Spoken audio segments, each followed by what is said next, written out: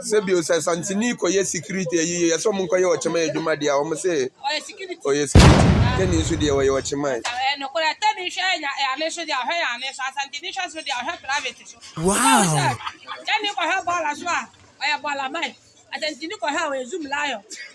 so that the dika aba na alphabet so that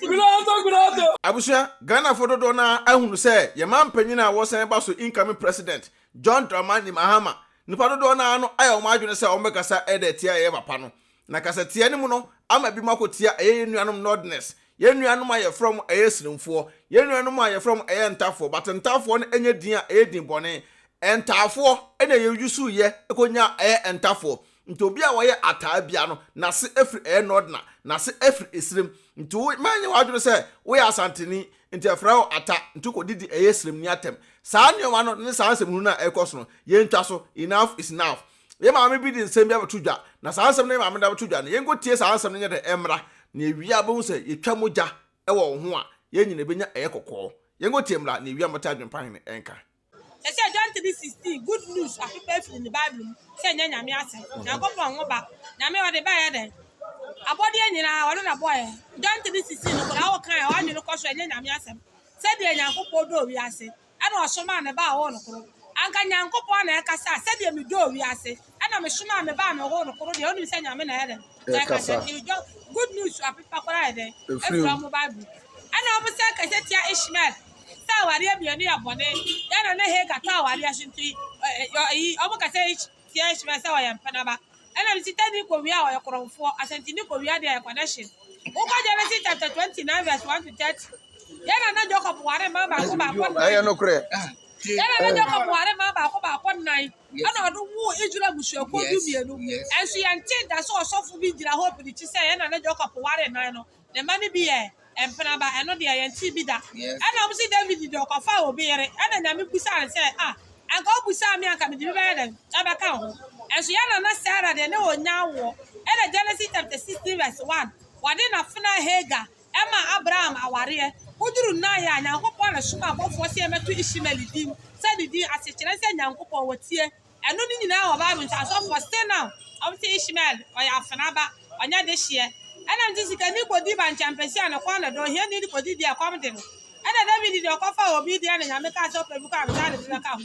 ana na so for de o mo ka atoto so ma wade mienu ele uduru Asante la ya o mo ka jira ho obi anti ana be nya passenger ana so so se ware ba ko yere ba ko ya family plan ka no ana mefuru enta so for no mo ka se tia Ishmael no ya ba se ni o mo hia e wo Christian TV Christian radio se me number 2 0550 915068 omuma ye hye so omo do o ma dwene na ka se Ishmael ye mpena ba Bible be dia dance so Bible so na ka ye be hu na omo mra omo to do omo tete Ishmael ni Isaac ntam Genesis chapter 28 verse 8 Isaac ba ko ware Ishmael ba be ka na yere no mo ho ahon so omo ka na de omo mra let us asante fond omo pese de bi omo say de bi asema me so me kan say teni any Asanteni enam sebio say Asanteni koye security ye some koye ochema edwuma dia o say oye security teni so dia oye ochema no ko la tani hwe ya ne so dia hwe ya ne so Asanteni so dia hwe private so go say tani ko hwe bola so a oya bola mai Asanteni ko hwe zoom lion so that the dika aba na alphabet so that ana de smai kana tie for yam so fa adwempahene aka enkrata mukinkon aka fufokin aka bema yemfa na yirim enyefom aka mtwana omotie Mr No Pressure odumecha pressure by the befa na sa Mr International Man ye kasa kire biase no na bi muso kasa kire ehunamfo ye nyina edurumika akotie eye nsem aye maami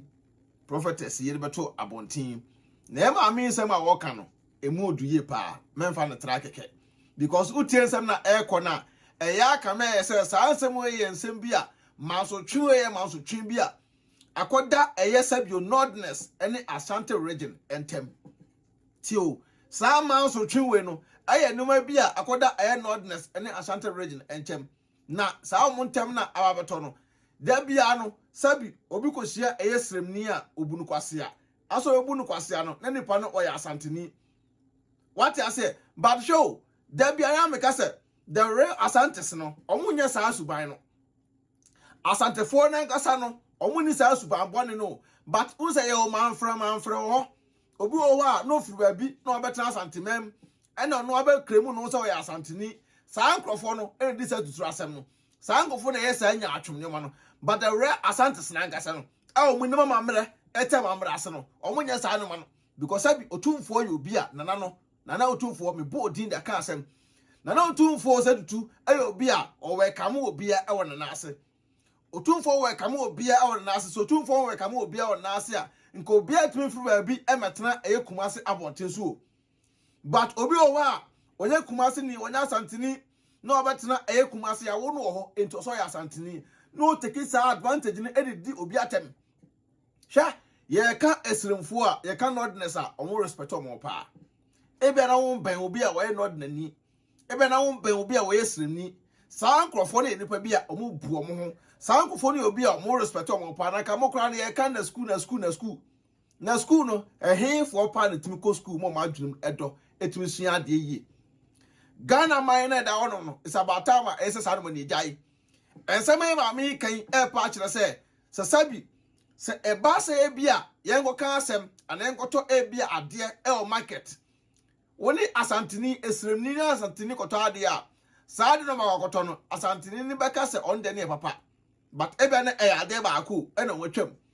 sa no ma we na adwepa ye make say asantini ankasa the rare asantes no enye sa nkrase ne ma no the rare asantefo na ankasa no enye sa nkwasesem no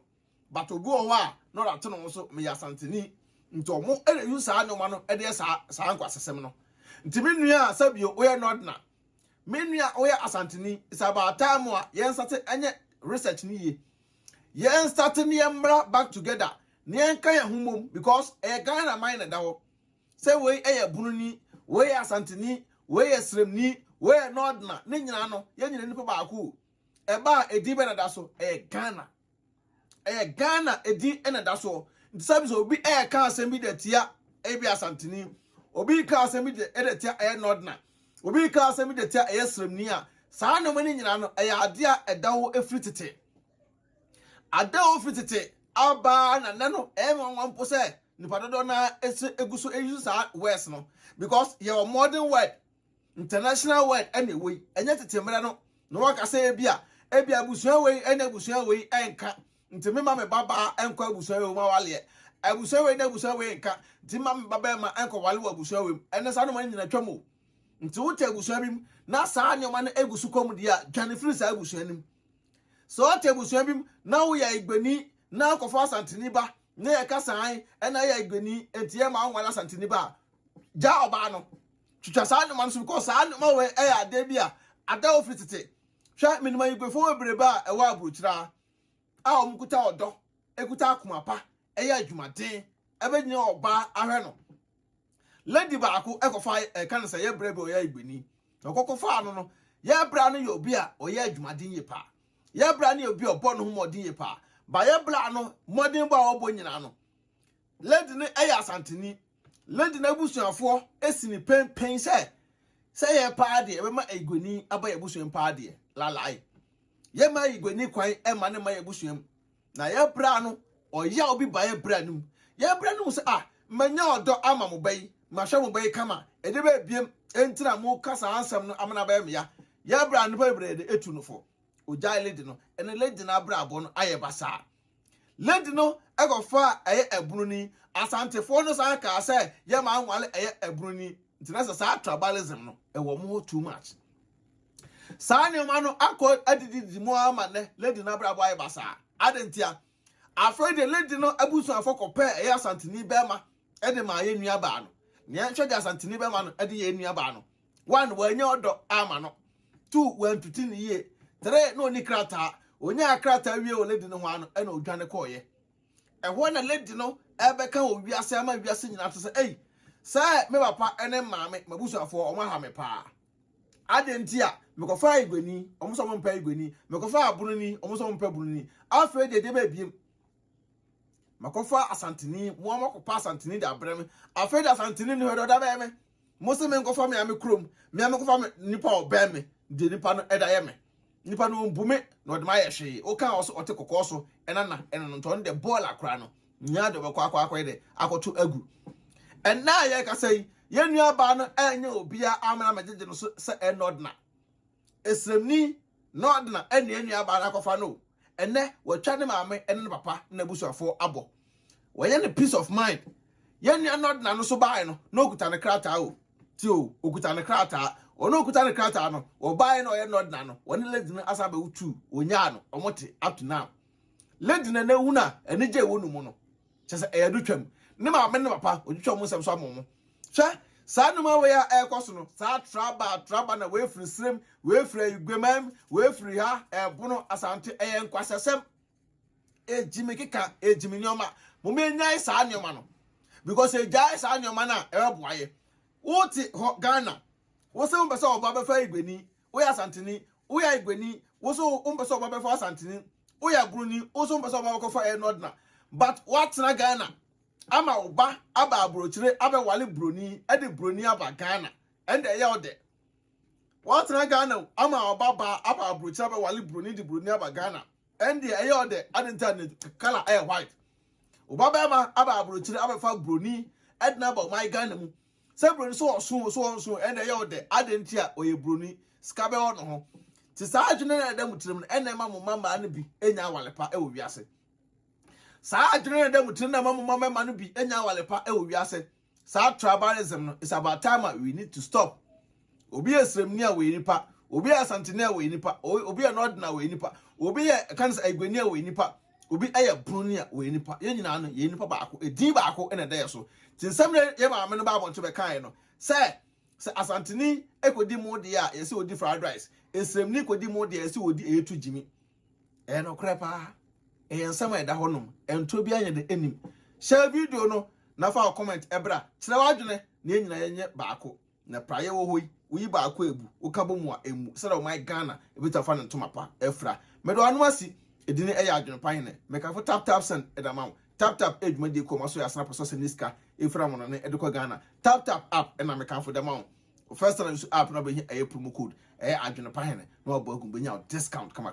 nyame boss ro wasase won shira won change wadwene da otirim from teteno emra this modern world na yenyina no pa baako peace out Odo, mi kokro ma ba o. Na mpato ko edo he ma. Mi wo fa bie mo se me send ni ska wo Ghana. Ma me na so wo fa send ni ska ni kwa so kokro. Na ma ye ne dey. Tina fi na send there. E kwa bet na me. Me announce tap nka. Dia. Tap send. Na no so ye dia. Apo aba obi ada no dugu no phone so. Na wo dey register the send ska kofi. Ayente na hwe. Sir. Na wo kwa bo ko trace ka extra. Ma me srew. Me kan for tap send amount. So you so iPhone and also betam no app store no download the Google phone so Android phone so no Google Play no download the Google phone so me srew and I will send this so me srew o first transaction be no we so wo hia promo code no so ba adwempahene adwempahene e da Google yes ntimpacho wo bogu ma wo Europe ko da wo benya €5 free before the some party for some can tap send at amount. Oh, America to Canada, dear. Hey, ma'am, $10. To Miss Now, man, how about one for say, and quite wanting to be a so pay. Pacho, who piano no echo. Some quite wanting to download this year at Tina Pacho, not relaxing. No one's in Pio Quaponte. No Quaponte. Mammy, now, dear, I am the company said, first one almost a credit card and come on. And that dear tap Polar Mantemo said the Campo, be more mobile. Was se usu normal bank card utimi dey register SMS ka kofi asem de atadwe yate de ti tap aba ama hiafo se send this kan ko Ghana na rate no so kama yenche bi bia ma me mesraw me ka fama on se wani age enu ni me ro ye bad power and tentem ti mesraw promo code bogum na ho hia me adwempane ai na nya €5 free no more Canada so in US so benya $10 say your day me adia for the uni se me na tap ya kama tap send abusia rate mo hene adwempahene otwa supire kwabrafo waye kwa bibrim han bafo otwa burumu wode putupuriye buraburu ma mansan wo fufuo tom tibi